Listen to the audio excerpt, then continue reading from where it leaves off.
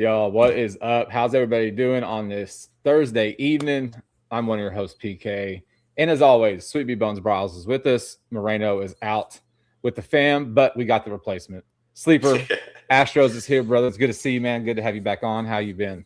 It's been good. It's been good. Boys got a sweep these last few games, so things are up for right now. But we'll see these next couple games how it goes.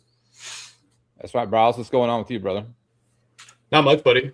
Just glad to be back. Had a nice little vacay down there in Sheridan, Texas. Got to go to Splashway with the family. Oh, wow. That was fun. But now that I'm back, got to see the sweep, which obviously you talked about in the last podcast. You and I were talking about the Astros sweeping the Orioles. That didn't exactly go the way we thought it was going to go.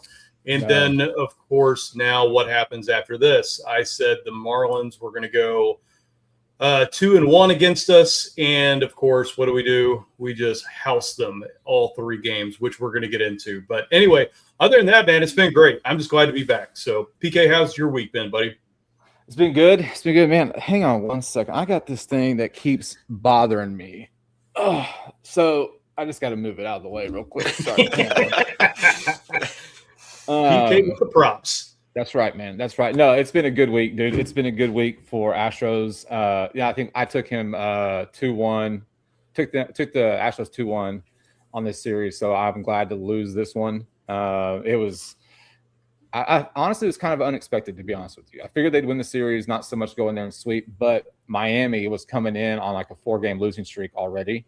They hadn't really been playing well coming out of the break. So it was, good for us to go in and get that sweep, kind of get some momentum back because we were expecting this type of outcome in the Baltimore series, right? And obviously we went reverse sweep in that one, right? So, it's good to get some momentum here because you're going to Chicago now and facing a really good young Chicago White Sox team that's, I think, overachieving relative to what the expectation was coming into the season. And they've got some pop in that lineup and they've got some really good pitchers. So we'll get into that here in a minute. But let's get into this sweep, man. It's awesome. Like, I'm so pumped. I'm so pumped to see these Astros put together like a really complete series, right? And Jeremy Pena had a series, I don't want to say for a lifetime because we all saw what he did during the 22 playoffs, right? So it's kind of hard to kind of match that again. But the dude was raking the entire series for us. And let's start with what's the day? Thursday. Let's start with Monday. Monday you had Ronell. Ronell's big return, right? Coming off the Tommy John, 4 2/3, 2 hits, 4 runs, 8 Ks, 3 walks, a couple bombs. I kind of wanted him to go 5, man. I wanted him to get that third out. I wanted him to get a possible decision in the game. But I think that the kind of the talk was that he wasn't completely stretched out, right, coming in. So you don't really want to have a potential, setback. But the 8 Ks to come out, I mean, he was pumping mid-90s fastballs early on. But, dude, it was good to see Ronell coming back out and looking pretty good. What do you think, Luke? Yeah, I mean, the big thing for me I wanted to see from him, I know he hit 3 walks, I think you said, but he was throwing strikes early. He had 8 Ks. The velocity looked there based on his previous start. So, overall, he just looks solid as a whole. And it looks like it's hopefully not jinx anything, but kind of looks like the starting rotation is starting to stabilize a little bit. So hopefully it's a good thing. He'll build off it moving forward. But like you said, PK, I kind of wanted him to get the win just for the first game back. But just those walks there at the end, I think both home runs he gave up came up after the walk. I know one of them did, but just he's got to get back in that groove. But overall, just a great start. Yeah, no, I would agree. He was definitely a little rusty, but at the same time, the good news is the offense picked him up because this conversation would have gone a lot different, if we wouldn't have obviously had some huge offense from the one Yordan Alvarez. But anyway, back to the Blanco conversation. He did get touched up a little bit. He gave up 4 in his 5 2/3, or excuse me. Yeah, it was 5 2/3, right? 4 2/3. 4 2/3. My bad. 4 2/3. That's right. Anyway, he did get 8 Ks out of that. So he was striking guys out. His velocity looked good. I think the one thing that he did need to improve on was he's got to find that zone just a little bit better. He was hitting too much of the middle of the plate. So if he can start to paint a little bit better, start to work his pitches like we're used to him actually doing, that's what we want to see. So anyway, that's what I want to see from Blanco going forward. But I'm telling you, this conversation would have gone way, way different if it wasn't for that offense. So PK, I'm setting you up for a layup there. Yeah, dude, it's like you cannot contain Jordan. Like you really can only hope to do it, and you can't do that. And I think that's one of the things I posted during that series, right? I mean, it's amazing to me that he still gets pitched to. Like honestly, like it's wild. Yeah, because you need to make the rest of the lineup beat you, and that's the dude that can beat you just about every at bat. Yeah, I was listening to somebody the other day, and they were talking about how when Jeremy Pena gets on base, he basically can't steal. Like he can't steal if he hits a single because they'll just walk Jordan. So it's also key that Pena gets on and they have traffic on the bases in front of him. But it is kind of funny that Pena literally can't steal second because if he does, they'll just walk Jordan after him. So I mean, like you're handicapping. You're kind of handicapping Pena's like ability to put pressure on the defense, right? But the fact that Jordan gets pitched to, it's unbelievable. So the dude is just, he's a machine, like a freaking machine. That's what he is, man. I mean, like, let's see what your top two guys in the lineup that game were 4 for 8. They hit 500 and they had six RBIs. That was your offense, like Brian said. That was your offense for Monday's game. And I mean. Let's see who came in at the end. Let's see here. Oh, Hader. Hello. No, it was Brayu. I don't think Hader was supposed to come in. I think we gave up 1 run in the 9th. Or was that a Hader? Was that a Hader run? He did give up 1 run. Hader did. Either way, you get the win. And like, look, we've been talking about it, man. These series. You're at the point now where like you really almost need to sweep series to get on runs to make up some ground. The days of winning 2 out of 3 are, I mean, like it's great, but it's so much more difficult to pick up ground when you're going 2 out of 3. And so you're facing a team in Miami that they're still in the hunt for the AL East or the NL East, right? They're a good squad. Right.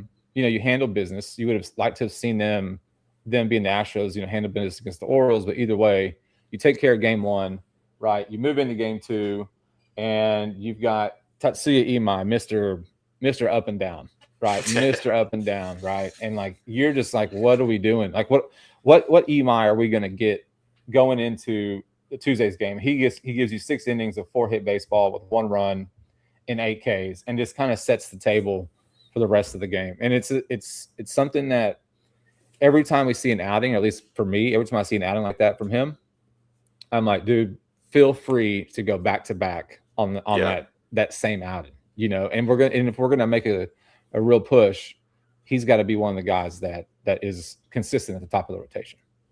100%. And I think with Imai too, the one thing I liked about his last outing was the first inning. They talk about how it's always a struggle for him. The first few batters, he can't throw strikes. Can't locate. He's given up hits early on, but this last outing, he just came in and pounded the zone. His velocity, I think I saw him up at 97, 98, a couple pitches, which I know he can get up there, but just to see that, for him to have confidence too. One thing I like about him too, I don't know if you'll notice, he might kind of has like a little nonchalant swagger to him when he kind of finds that groove that to some people might rub off the wrong way, but you can kind of tell when he gets in a groove out there and he has that kind of cockiness to him, if that's the best word to say. But yeah, just like we talked about, the consistency is big. We need to see that in the next start, and just for him to continue to build off that.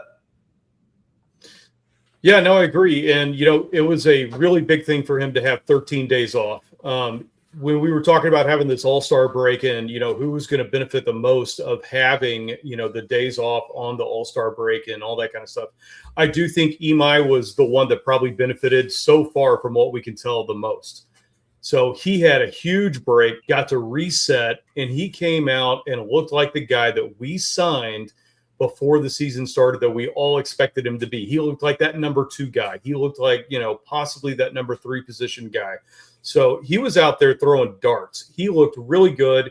And for the first time, I think that I have seen all season, he smiled the whole time while he was Yeah. on the mound. I was like, oh my God, he's having fun. I was like, all right, so that's why he's being so successful. Like, there was one time, I don't remember what inning it was. I think it was maybe the fourth, but anyway, he gets out of the inning and then goes and grabs the bat and hands it to the umpire and is like high-fiving him before he goes into the dugout. I'm like, what is going on right now? I didn't see that. That's funny. Yeah, I didn't see that.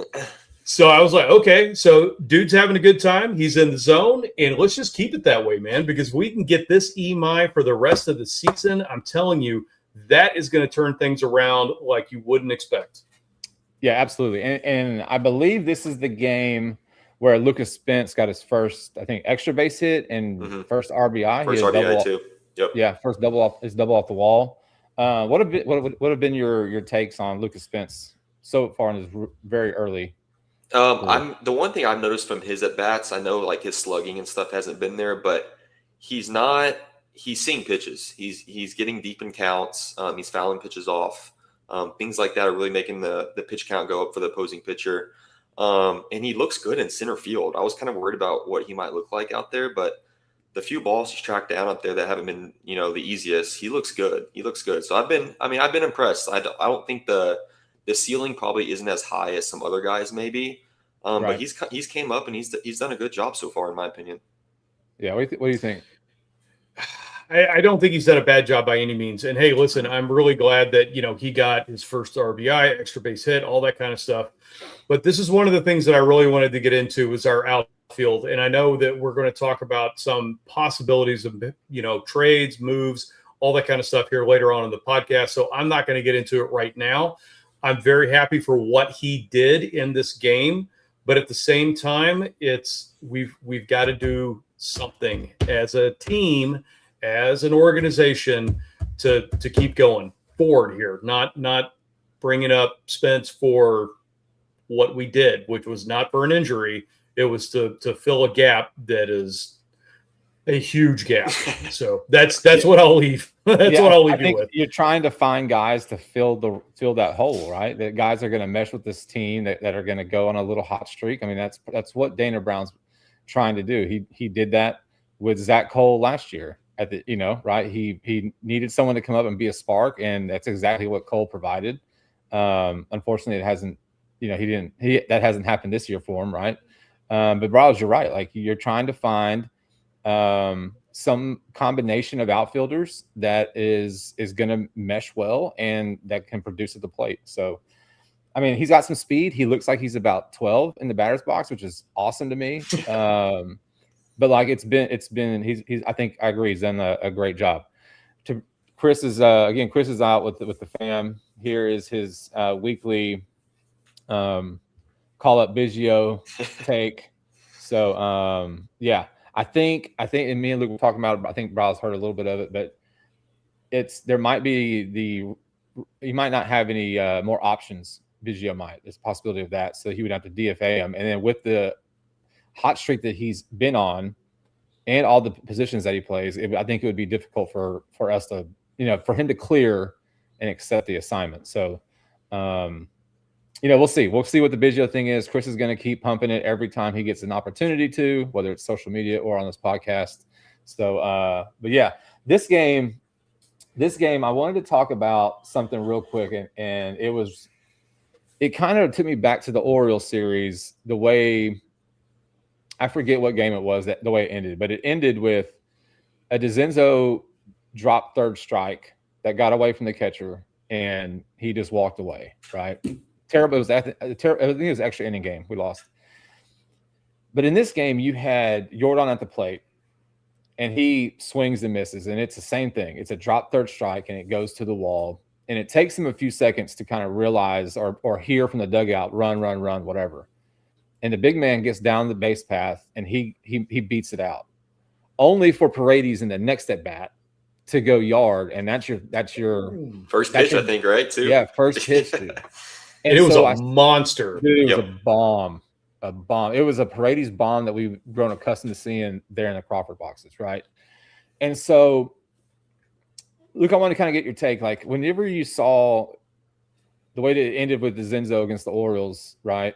The lack of I don't even know what you want to call it. Maybe he didn't know it dropped. Maybe he couldn't hear the dugout telling him to run. I don't know, right? But perception is that it's a bad look, right? Yep. But then you see your superstar, right? Like your potential AL MVP, your leader on your team, out of the box after a few seconds before, but hustled down the line to beat it. What should that say to the team going forward?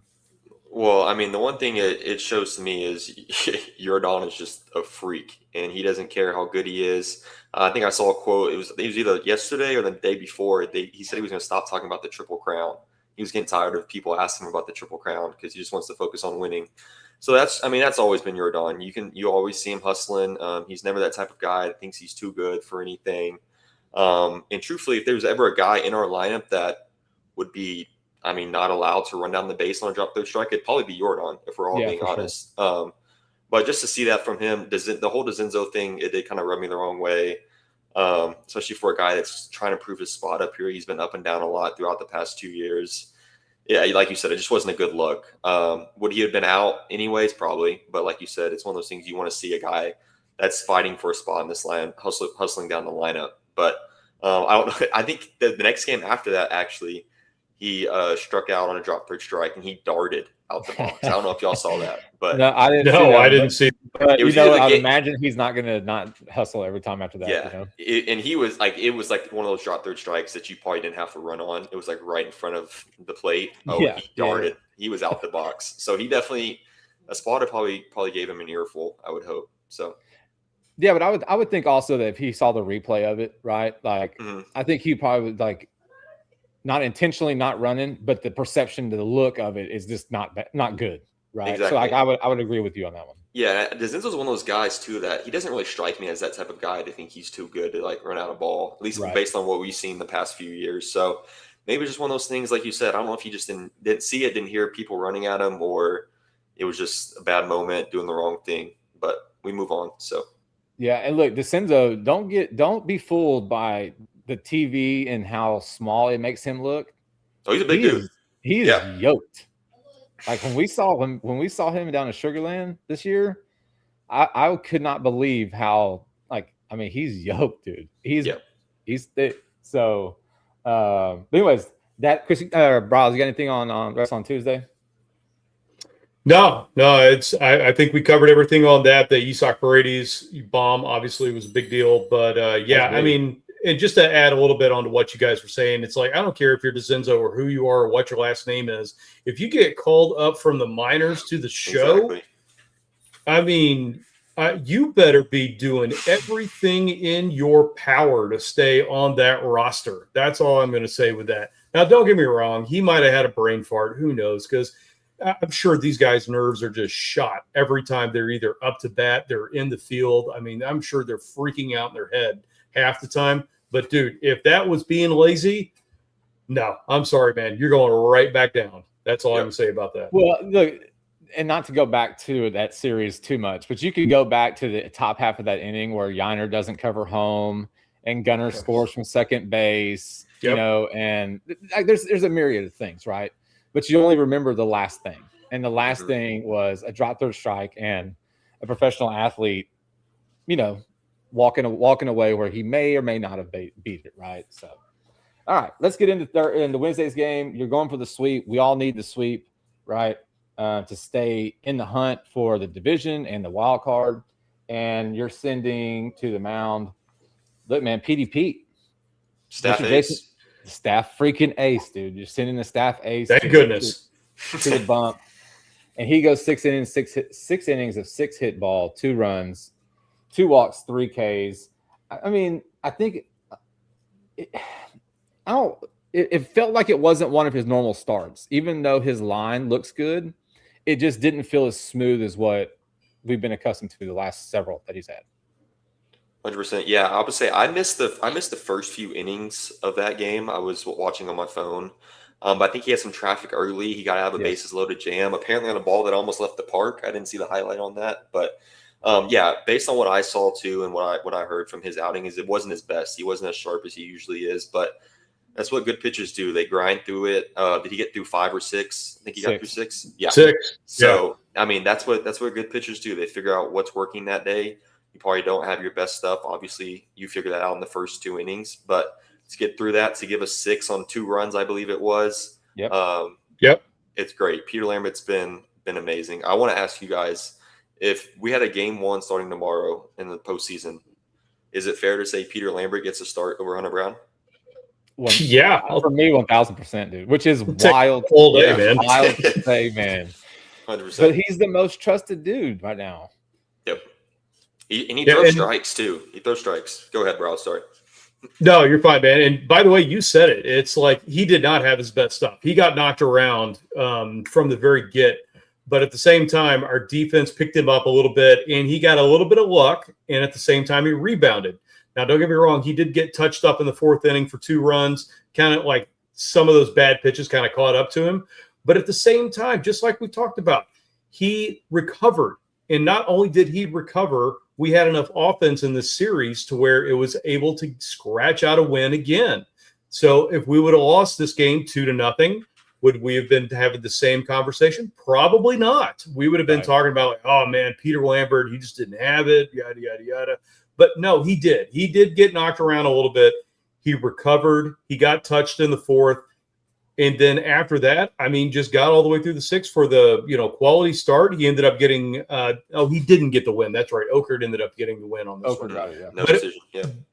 Yeah, but at the same time, man, listen, Pete Lambert has been the savior of this team. We've talked about this week after week after week. And right now, that is the one dude I trust as a starting pitcher to come out and give us a quality start every single time. So that's where I'm going to leave it at that. Yeah, no, you're 100% right. And yeah, I was just kind of looking back at the bullpen over this series, and like overall, like the bullpen. Let's see, Hader gave up a run on Monday. Blue ball. I'm about to bring something up on blue ball, but he didn't have anything good on Tuesday. And then no runs by your bullpen. I mean, you had 2 guys give up runs from your bullpen. Ryan Abreu looks good too. Not to jinx it, but he does look. Luke. He looks good. His slider looked good last night, and his velocity's back up. So the velocity is definitely back up. He's got those strikes. When you bring him in late, my stomach I'm unsettled, right? Which is wild because Abreu, we all know, right? Abreu used to be that shutdown number 8th inning guy, straight to Hader, game's over type of deal. And it's good to see. I guess it's good to see around the deadline. We'll see what happens. Yeah. Which brings me to blue ball, right? Last week there was talks about blue ball, having gained some interest around the league as a possible trade piece, but yet his last few outings, he hasn't looked like the blue ball that would be garnering the interest that he was. I mean, he gave up a bomb, I think. Yeah. He gave up a bomb on Tuesday. He went 1 inning, 3 hits, 2-run ball, 3 Ks. Dude, Ben Sousa. I miss Sousa. Sousa's my dude, by the way. I was like, what? How'd you miss your boy? I'm surprised you hadn't brought him up yet. It. I freaking missed it. I don't know what I was doing on Tuesday evening when he was in. But yeah, man, I like Ben Sousa, dude. I think he's got a pretty live arm. Hopefully he can stay healthy and be another piece in that bullpen. Look, before we get into this weekend series, let's talk a little bit about some trades. Bryles, you sent me something today. Why don't you touch on that article? I did, and it was very conflicting for me personally because the article that came out, this was on MSN. They were saying how if the Astros are going to be successful moving forward, they need to trade Isaac Paredes and they need to trade Jeremy Pena and get a haul for both of them. I have a problem with that because the Astros are not this team that can be buyers and sellers at the same time. There are some teams out here, I think, that can be buyers and sellers to where you can upgrade, but at the same time sell. So I'm going to use the Dodgers for an example here. Like, say you're going to trade your number 4 starter and then pick a number 1 starter, like Tarek Skubal, for instance, off of another team and try to insert him there. So then you're buying and selling at the same time. Right now, we have to buy. And by the way, I'm also going to tell you right now, there's nobody behind Jeremy Pena and Isak Paredes that I trust to play third base and shortstop, whether it's in the minor leagues, whether it's on our bench, or anything of that nature. So I don't understand how they think that they can trade these guys and still be successful in a buy and sell program at the same time. So don't get me wrong. Our entire farm system needs help. We need a whole lot of dudes to start, coming up, and we need to fill in that AA and that AAA system with guys that we can actually start moving in and out, developing, and then start thinking about over the next 2-3 years. But at the same time, you can't trade Isak Paredes. You can't trade Jeremy Pena right now unless we are going to become sellers across the board. And as of right now, I thought with this Marlins series coming up, after we got swept by the Orioles, if we would have lost one game, we were probably going to end up being sellers. But right now, we are 2 games out from the AL West top of the board on there. And what are we, 2.5 games now out of the wild card, or 3? I think it's 3.5. 3.5. It was 4.5. 3.5. Okay. Okay, but still, even so, the West is very easily won right now. So you have to kind of go for this.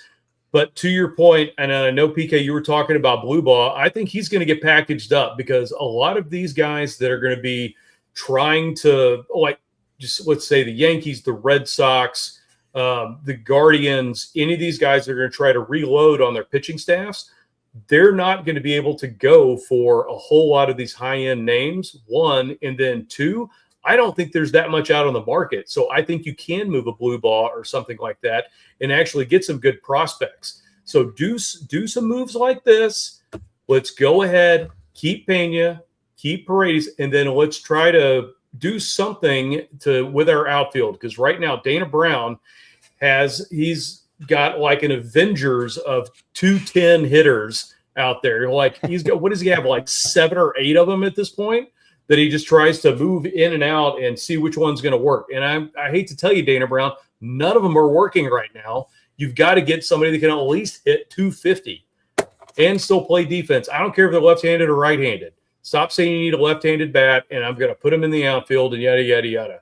You need to update your shopping list, bro. That's all I'm going to say. You need more than just left-handed bat. You just need outfield. It doesn't matter Yes. if you're right-handed, left-handed. It does not matter. Yeah. Bring them in. Can you play outfield? Can you hit over 250? Congratulations. You're on the team. Can you hit more than 5 home runs a year? That's what I'm looking for. I don't care if you strike right. out. If you can give me 15 bombs a year, 20 bombs a year. It's like Colby Rasmus. Like he struck out a lot, but he hit freaking tanks. Yeah. Right. So on that trade thing, I don't think, Braz, I completely agree. I don't think you can compete in this season, right? If you move a Pena or Paredes, you can't. You don't have anybody behind them, right? I mean, you just don't. Right now, I think me and Moreno talked about it a little bit.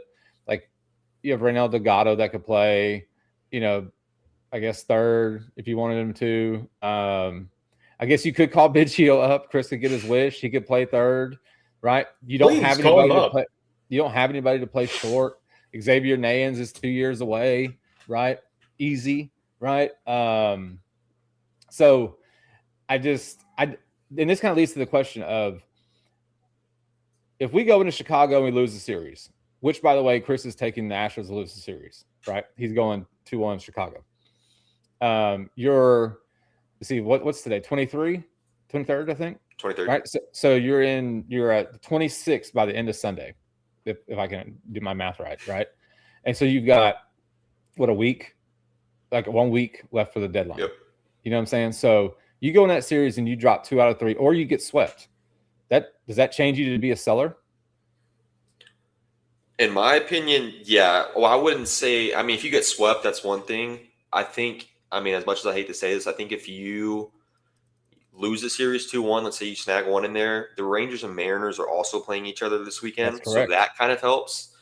But let's say if you get swept and the Rangers go in, or the Mariners go in and they sweep, then you're down by 5 games? I guess we're 2 back right now. So yeah, you'd be down 5 with 6 games to go to the deadline. So yeah, I think these next 9 games, you're about to find out if we're selling or if we're buying. Now, I think Dana Brown and Joe Espada are going to buy no matter what. Obviously, they're in the final year of the contract, so they're going to try and buy as much as they can. But ultimately, and I've been saying this, I think it comes down to Jim Crane.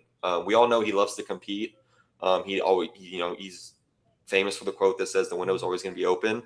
But he's a businessman. He's not stupid. If this team is, 6 games under or 6 games back from the division when the trade deadline comes up, I think you have to look at selling some pieces. I mean, I wouldn't say Paredes and Pena is kind of crazy in my opinion. It's just really a tough spot because, the lockout's coming up. Yep. I think we've been talking a little bit. Do we think they have a chance at extending Pena after the CBA if it frees up, a lot of the contract stuff and if they don't have to pay him as much, yada, yada, yada, whatever that's going to look like. Maybe, but I think if you're going to sell this deadline, as much as I hate to say it, Pena might be the guy you have to sell. But I don't think you need to go as to like full teardown mode, like selling. I think I'd rather extend Paredes. So when Walker's contract is up, you put Paredes at first, you have Correa at third, and then that's where I would say if you trade Pena, you got to get a shortstop prospect back in return that's able to play there eventually. But I just think if they do sell, it's going to be kind of a soft sell. I think Pena is like the big piece that they might look at moving out of all that, but I don't think it's going to be a complete teardown just based off, Jim Crane and how he wants to compete every year.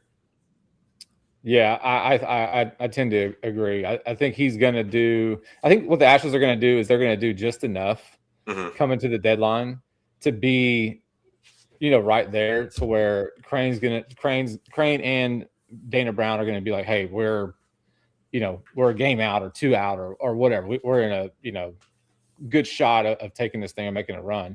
I think what we talked about on the last episode was that there's nothing about this team right now that says if you get into the playoffs, you're going to make a big run.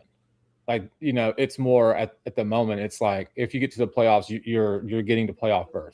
Now, we've seen teams, go back to, we talked about this. We go back to 2019 and look at the Nationals. They were, they were subpar most of the season. They get hot at the right time and they go on a run. They beat us, yada, yada, yada, right? So we know what can happen. We just haven't seen really the team put together like a really good streak. Like last year before the deadline, we went, we talked about this, where you go to LA and you beat the brakes off of LA, right? You're winning all these games in a row and you get to the deadline. What did we do? Jesus Sanchez, right? We got him. Right, it feels like we should have bought more last year than we did. I was more confident buying last year than I would be this year, and it's like it's almost seems like it's going to be the opposite. It seems like we're going to, go buy all these guys and for a team that, like you said, it needs more than just 1 or 2 pieces, and it can't be small pieces either. It can't be a Jesus Sanchez, which would be an upgrade. Don't get me wrong. In our outfield, but you need about 3 of those, and then about 1 or 2 more pitchers, bullpen pitchers. They need a lot of help. They need a lot of help, and you don't really have the assets to do it unless you're going to move somebody big. Exactly. And then you created another hole. So, all right, man, let's go, Bryles. Hit me with the probables for this weekend. All right, here we go. So Friday, Saturday, Sunday, we're going up against the Chicago White Sox on the south side of Chicago on the road. And as we've already discussed, White Sox are not a pushover anymore. This is a good team. So don't think that we're going to roll in there and just, steamroll the White Sox like we would have in the past. Think of this more as the 2004 White Sox. Let's put it that way. Anyway, all right. So Friday. You got to bring that up, man. That's tough. Yeah, That's I know. Tough. I know stuff. Yeah, you will. Yeah. I'm gonna tell you what, dude. And by the way, we didn't forget. It was a foul ball off Jermaine Dye's bat. It did not hit him. Just telling you. Yeah. Right before Canelo's grand slam. I wasn't old enough then, so I can't really relate too much then. But so at least 2 of us are still salty at the White Sox, and it's been almost over a decade. That's right. Oh, it's been 2 decades. 20 years, bro. 20 God years. Bless, I'm old. All right, so Friday we've got Spencer Arrighetti 7-5 with a 4.34 ERA. The man needs to bounce back. He's going up against Davis Martin. And if you don't know who Davis Martin is, he's got a 9-5 record with a 3.31 ERA. So he is no slouch. So keep that in mind when you're thinking about watching that game. Saturday, you've got the regular unleaded from what old PK was calling him. Hunter Brown 1-1 with a 4.05 ERA. against Sean Burke, another guy you probably haven't heard of, who's being very successful in Major League Baseball, 7-4 with a 3.2 ERA. And then Sunday, Ronel Blanco for his second start, 0-0 with a 7.71. Keep in mind, he's only had one start against Eric Fetty, 5-6 with a 4.16. So, Luke, as the guest, I'm going to let you go first, sir. What you got? Oof. I mean, it sounds like the pitching matchups kind of favor them a little bit. I know we just talked about PK, and I was agreeing with you. It seems that at this point right now, you have to go for sweeps. I will say with this weekend, with the Rangers and Mariners playing each other in a 4-game series, so you're hoping for a split there. Honestly, if we can just win this series, get two out of the 3 there, I think that'll be a win in our books. It's going to come down. Who did you say is going Friday? Who's going tomorrow? Is it Aaron Getty? Friday's Aaron Getty and Davis Martin. I think, I don't know. You need Hunter Brown to be good on Saturday. That's the one. I'm going to give us the win on Saturday because Hunter Brown's due for a good start. Granted, the last few starts he's had hasn't been awful, but they just haven't been good, right? So we need to see something from him. We need to see the offense come alive when he's up there on the mound. And then Aaron Getty and Blanco is just, I don't know, a coin flip. I feel like it's a coin flip. Aaron Getty can look good at times. If he has is it his sweeper or slider that he throws all the time? If that's on, I have 100% confidence in him that we're going to win that day. But if it's off, that's his one pitch that he needs to have that day to be successful. So, I mean, I'm going to just be biased and say I'll give us the 2-1 win with Saturday, and I'll go with Aaron Getty or I'll go with Blanco on Sunday. I'll say we drop tomorrow. Okay. But all right, let's go. Yeah, you got to lock in here, especially with the Rangers and Mariners playing each other. You got to make some ground up. Yeah, and Chicago just took care of business against the Rangers earlier this week, right? And I think they beat them 2 out of 3, or did they? I think they beat 2 out of 3. 2 out of 3, right? Their offense is good, man. Chicago's their offense is good, and the pitching lineup, the pitching matchups, like you said, they don't line up for me. They don't line up favorable for us here.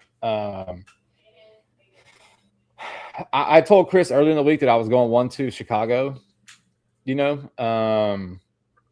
because I feel like with this team, you go on this high of beating the Marlins 3-0, and then you get let down the following series because you go to Anaheim after this series, a series that you should also win, if not sweep that one, because it's Anaheim, for God's sake.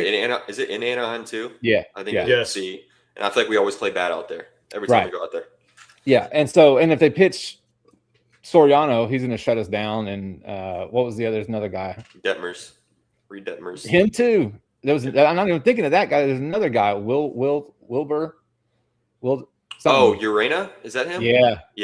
He's the one with the nasty changeup that is filthy. Filthy, right? So, anyways, we're getting ahead of ourselves. But yes, you have to win these series. You have to try to go for sweeps. With the pitching matchups for me don't line up. So, unfortunately, I hope I'm wrong, but I'll take Chicago this weekend.